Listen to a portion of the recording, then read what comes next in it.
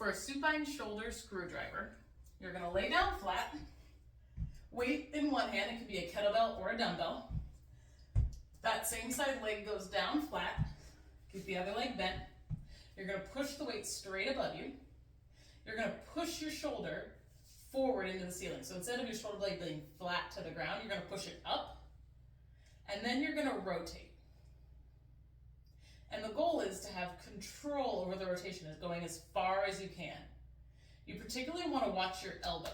It's easy to just rotate from the wrist and get a certain amount of range of motion without your shoulder, your humerus, actually moving. So you want to make sure that your elbow actually rotates so that you know you're getting rotation in the shoulder joint at the socket.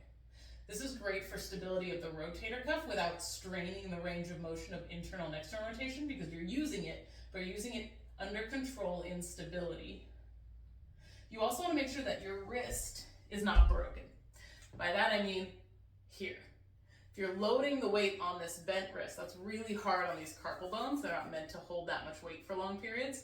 So you want to make sure that the weight hits straight down your wrist. It doesn't have to be here, but aligned so that the weight is sitting straight over the arm. So this would be a broken wrist. This would be a strong wrist. It's not quite knuckles to the ceiling. They're kind of more off to the corner rather than straight up, because that would be really hard on my flexors to hold it there. But straight wrist, you'll feel it if you go back too far. It's like a stretch in your wrist almost. And if you go forward too much, it's a lot of work in your forearm. And there's kind of a sweet spot where it's sitting right over the bones, so it's easier to hold.